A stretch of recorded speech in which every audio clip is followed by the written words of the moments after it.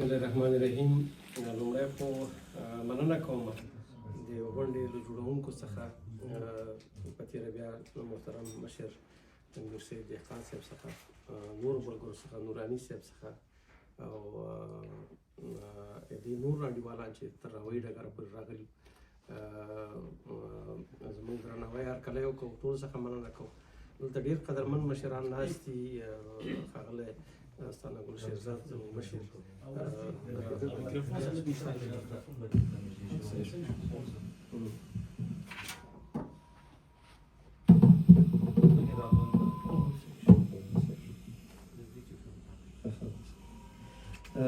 ډېر قدرمن مشران دلته حضور لري. محترم مشر استانه ګل شیرزاد صاحب، قومي مشر ظاهر ملک بابا، جنرال صاحب عبدالستار بشرمل،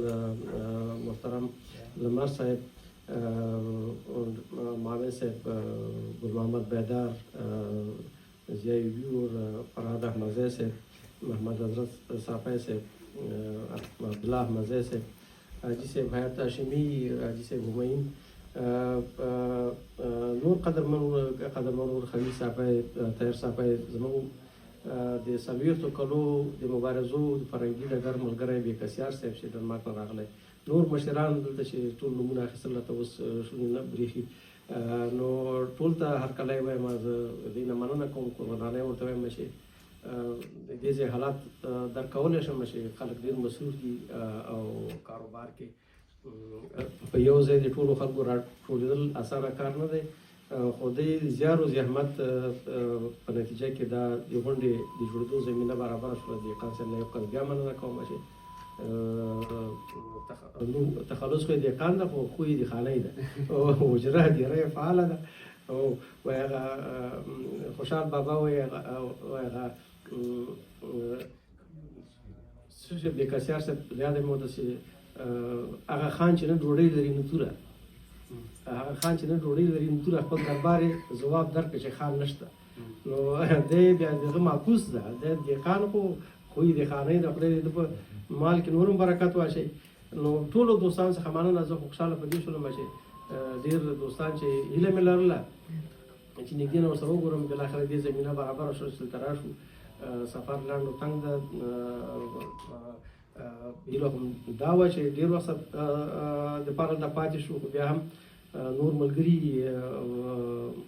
ملګرو سره پروګرام د شکیونو سره پاسو بېلابېلو هېوادونو کې. نو زه غواړم چې نن هغه هدف دپاره چې دلته راغلی یم، کېدای شي د هغه اهدافو ډېره برخه عملاً دلته چې کوم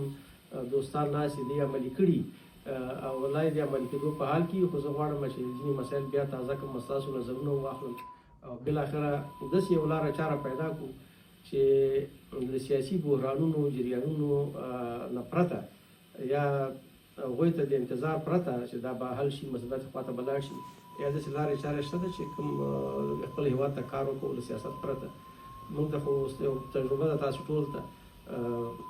موږ ټول سیاست ځپلي یو او جګړو ځپلي یو، بحرانونو ځپلي یو. نو یو اوږده تجربه هم ترلاسه کړې په تېرو 50 کلونو کې چې افغانستان کې ډېره انرژي د سیاستوالو په دې مصرفېږي چې اول واک ونیسي او بیا د واک تر نیونې وروسته بیا انرژي په دې مصرفېږي چې څنګه وساتي، او په دې کې سره ډېر سرونه بند شي او ډېره انرژي ضایع شي، د خدمت لپاره ډېر مجال پیدا نه شي. نو 50 کالو تجربه موږ لرو او دې نه وروسته هم داسې احتمال شته ده چې ډېر داسې ایډیال نظامونه به رامنځته نه شي چې زموږ اساسي هیلې او ارزوګانې چې دي هغه عملي شي. نو اوس غواړو چې په همدغه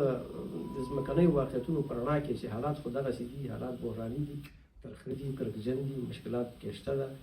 دغسې بحراني شرایطو په نتیجه کې په بهیر کې څه کولی شو هېواد ته چې تصور وکړو چې حالات به لا نور هم هغه شي، ترخه شي. نو لاس تر زنې کېناستل پکار دي که تر خپله وسه کار پکار دی. داسې میکانیزم، داسې لارې چارې شته ده چې دا بحران هم خپل شکل باندې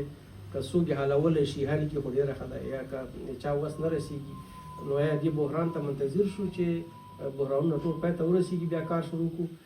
او که نه که دې کې به موږ نه ډېر وخت ضایع شي، وخت به فوت شي او زموږ انرژي به ختمه شي او کار به ونه شي. نو موږ چې چرت ووهه لکه دا ځینې خلکو چې د ګناه او ثواب په باره کې چرت وهي موږ ډېر چرت د خپل وطن په باره کې وهو نو چې څنګه په تنګ سختو اغزنو شرایطو کې کار وکړی شو وطن ته نو دې غونډې ته راتګ زما هدف همدا و چې فکر وکړو چې خپل ځان ته څه کولی شو خپل هېواد ته څه کولی شو کومه ممکنه لاره موجوده ده چې په دغه تنګو سختو شرایطو کې هغه مسیر چې ده هغه طی کړو ستونزې شته ده ستونزې په مخکې مې یادونه کړه چې ډول ډول بحرانونه دي نظامونو پرله پسې ړنګېدل دي نظریاتو او افکارو توپیر او تضاد دی پر بې نتیجې سیاسي بحثونو وخت ضایع کول دي نو دغه عمده غټ بحرانونه دي حل لارې موږ په نظر باندې له وخت او فرصت څخه باید په خپل وخت باندې سمه ګټه پورته کړو وخت ته منتظر نه شو ځکه زمانه په ډېر تیزۍ سره روانه ده نو په همدغه شرایطو کې غواړو چې څنګه یو کار پیل کړو څه وکړو هدف همدې کې ده چې خپل شخصي امکانات چې هر څوک هر ډول امکانات لري فکر پانګه دا ټول وسنجو دا سره راټول کړو د هغو مطابق کار پیل کړو کوم کار زموږ په وس پوره ده په دغه بحراني شرایطو کې نو بیا مې یادونه کوم چې هدف همدې کې ده چې وخت ضایع نه شي وخت چاته انتظار نه کوي نو وخت ته باید تر وروستي بریده پورې خپل ځای ګټه پورته کړو کمې برخې ډېرې محسوسې دي په ټولنه کې چې سړی ورته کار وکړي او ضروري کم او چا څومره وس رسېږي نو هدف همدې کې دی چې داسې ځای نه کار پیل کړو چې اول خپله اشخاصو پکې ګټه متصوره وي او دویم دا چې د ولس ته پکې عامه ګټه ورسېږي اجتماعي ګټه ورسېږي هغه کې څو برخې دي مثال نوې جوړونه ده چې موږ هیله لرو چې هر افغان چې ده په خپل هېواد کې پانګونه وکړي دا شرایط به زغمي موږ نه غواړو چې نظامونو سره ځینې شیان هغه شي یا وتړل شي ځکه کوم شی چې افغانستان کې ډېر بې اعتباره داسې زر ختمېږي هغه حکومتونه دي ثبات نه لري نو که حکومتونو ته موږ منتظر شو نو ډېر کارونه به موږ همداسې پاتې شي موږ وایو چې دغه شرایطو کې کم کارونه کولی شو ټولنیزه برخه کې خدمات وړاندې کولی شو په فرهنګي برخه کې خدمات وړاندې کولی شو په نورو برخو کې کولی شو بیا دغه اجتماعي خدمات چې دي دا د شخص پانګې ته چې طبعا په دې سختو شرایطو کې یو څه زیان وررسوي ځکه چې اجتماعي خدمات چې وړاندې کوي تا باید ټول خپل شخصي ژوندانونه پیسې امکانات ډېر زیات دي چې ته اجتماعي خدمات وړاندې کړي او اجتماعي خدمات لپاره کېدای شي اجتماعي موانع موجود دي په ټولنه کې ځکه چې قوانین تر اوسه پورې ډېر ثابت نه دي مشکلات شته که ته یې غواړې چې یو ځای کې یو غټ اجتماعي خدمات په غټه کچه خدمات وړاندې کړي کېدای شي قوانین یا د هغه څوک چې حاکم دي هغوی ته د قوانینو په پالمه باندې مخنیوی وکړي نو موږ وایو چې راځئ داسې لارې چارې شروع کړو داسې ځای نه شروع کړو چې هېڅ ډول ممانعت پکې نه وي د هغې جملې څخه یو هغه چې دا عنصر یا یو برخه د کار چې ده موږ وایو چې بهرمېشتي افغانان چې دي خدای فضل ده د کورمېشتو افغانانو نه لږ اقتصادي حالت یې ښه دی هغه هم ښه دی ذهني سکون یې نسبتا هېواد ته به ضرورېږي خو بیا هم هغه سخت شرایط چې په هېواد کې دي هغه به نسبتا ښه نو راځئ داسې کار وکړو چې دې خلکو رابطه چې خپل ولس سره ژوندی پاتې شي موږ هیله لرو چې هر افغان چې وسې لري توان لري په خپل هېواد کې ځان ته یو کور جوړ کړي د دغه ځای پیل کړو ځان ته چې کور جوړ کړي نو زرګونو څه چې په لسګونو زرو داسې افغانان شته په بهر کې په دې هېوادونو کې چې مېشته دي نو چې دوی دې وس لري چې خپل ځان ته کور جوړ کړي یو کور چې در لږ تر لږه 2 کاله یا یو کال دې په آبادۍ باندې مصرفېږي نو هر کور کې چې 10-15 کسان د ورځې کار وکړي د آبادۍ لپاره خو لږونو کسانو ته یې کار زمینه برابروي او دولتي یا حکومتي ممانعت به هم ځکه نه وي چې ته خپل کور جوړوې په خپله ځمکه کې جوړوې نه امر ته ضرورت شته نه جواز ته ضرورت شته نه بل شي ضرورت شته نه بل شي ضرورت نو که لږ تر لږه زره افغانان په کال کې خپل هېواد کې بېلابېلو هېوادونو کې چې مېشته دي په خپل هېواد کې خپل کورونه جوړ کړي نو تقریبا څه کم 2 لکه کسانو ته یې کار زمینه برابروي نو او همدارنګه ټولنه ورسره رسېږي هلته چې د تولید کومه قوه ده هغه په کار ولېږي او د دې دپاره په ګټه ده ځکه چې خپل اولادونه به خپل هېواد سره په رابطه کې کله چې دی راځي ځای به یې معلوم وي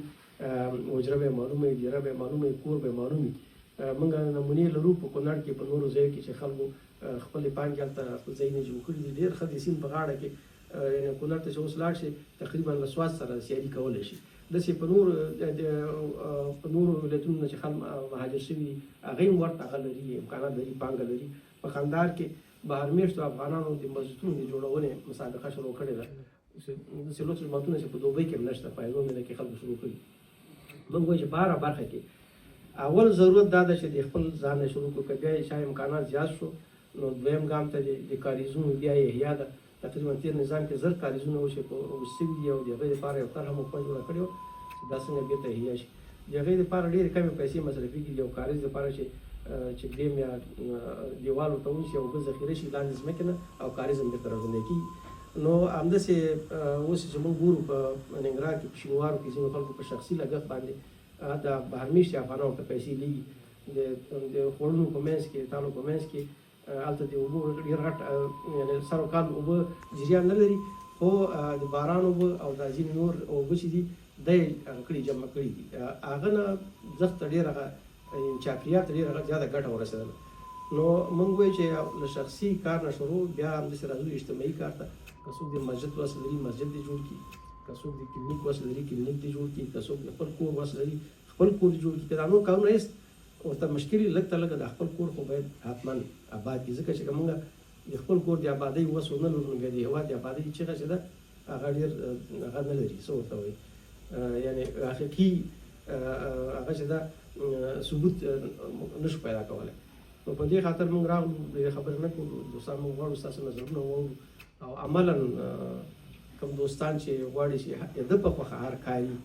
زه ځان سره یاداشت کوم او هغه کې موږ داسې یو جدول جوړ کړی و چې کار هم ستاسې په خپله خوښه څوک یې کوي او څه وخت دا کار تکمیلوي. پروژه هم ستاسې خپله خوښه کور جوړوي، کلینیک جوړوي، مسجد جوړوي، وړکتون جوړوي، د سیوا د زده کړې کورس جوړوي، هر شی چې د افغانانو واقع کېږي. دا سړی باید ووایي چې که موږ بیا هم حکومتونو ته منتظر پاتې شو نو په تېر نظام کې بهر میشتو افغانانو چې وو د قانوني لارو نه 950 میلیونه ډالر چې دا کال کې افغانستان ته داخله وه خپلو کورنۍ ته چې دی او نور نارسمي ارقام چې هغه ته ډېر زیات دي. اوس تازه چې سروې شوي چې ډېر خلک بیا مهاجر شول نو 1.8 میلیونه یعنې 1 میلیارد او 800 میلیونه ډالر دا بهر میشتي افغانان چې دي افغانستان ته داخلوي. په دغو باندې افغانستان کې د ژوند هغه چې ده غصا چلېږي. نو او د ټول حکومت ادا چې دي د ټول حکومت چې دا فشار هم ډېر زیات دی،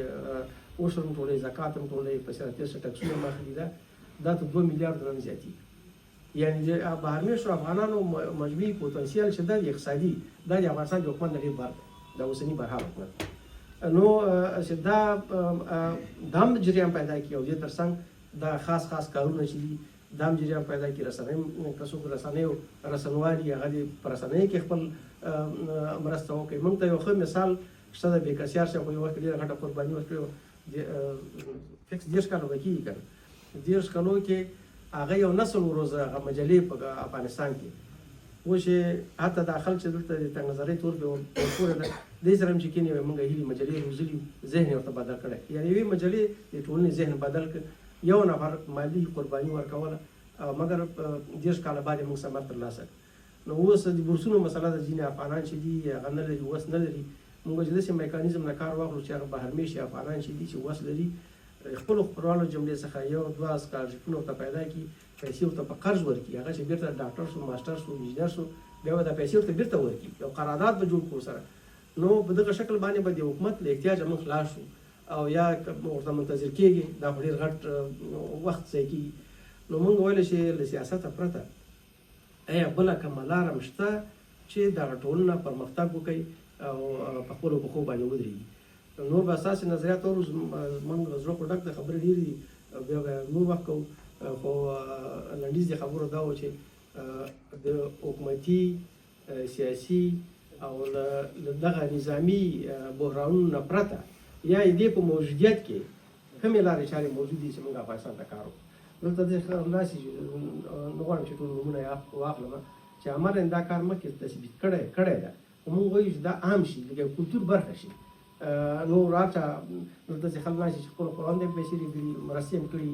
یتیمانو ته، سیلابونه چې راغلي، طوفانونه چې راغلي، دې ټولو سره یې مرسته کړې عملي. خو دا موږ وایو چې دې نه وروسته دا په یو کلتور بدل شي او دا هغه شي. عملاً موږ ثمر وګورو چې موږ کال کې بهرمېشتي افغانان څو سوه یا څو زره کورونه جوړولی شي افغانستان کې خپل کورونه دې سره ټولنه اتومات د پرمختګ خواته ځي او بل به دا خلک چې دي چې موږ او تاسې په یو په بل نامه باندې په اصطلاح ځپلي وو منحصر کړي وو دې ته به هم یو پیغام شي چې حکومت هم در سره ده زور هم در سره ده طاقت هم در سره ده ستا کلنی تولید چې ده دا څومره ده او د ولس څومره ده موږ د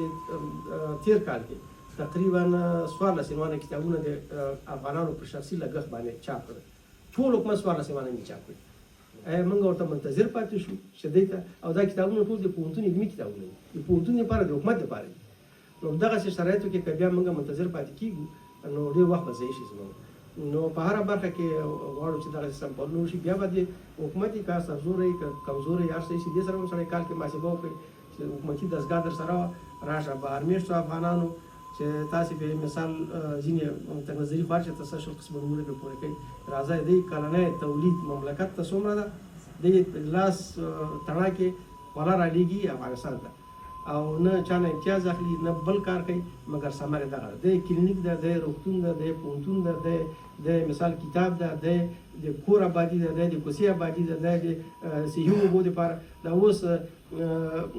په شینوارو کې ډېره سخته هغه چې ده د صحي اوبو مشکل ښځې ډېر لرې ځای ته ځي په هغه کې دا سرونو ویښتان یې هغه شوي دي نو ګړۍ کې لرې ځای نه اوبه راوړي او یو صحي ساه دپاره تقریبا هلته $300,000 پکارېږي چې یو کلی ورسره اسوده شي یو خویندې ورسره اسوده شي کوسر چې هغه ډول ډول سیستمونه لاندې دي خو لږ تر لږه د هغه فزیکي هغه فشار چې باندې دا خو باید کم نو خلک شته دا اوس موږ په شینوارو کې عملا هغه کار شروع کړی لندن کې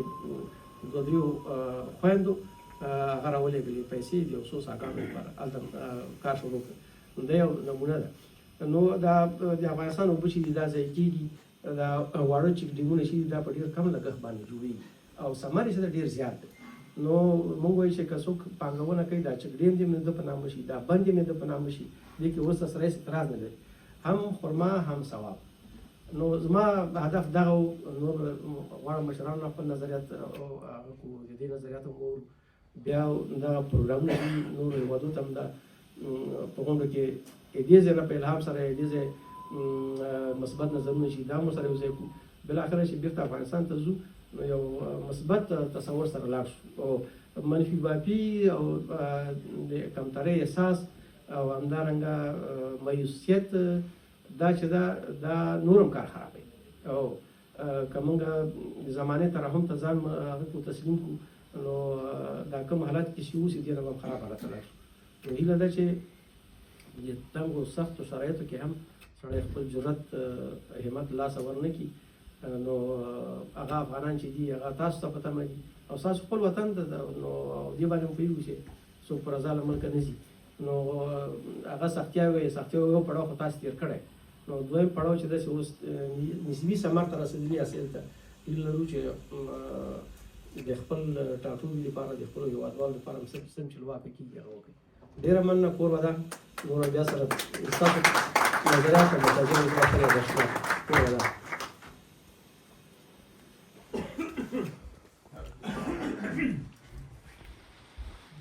له درانه استاد څخه زیاته مننه چې ملي فکر لرلی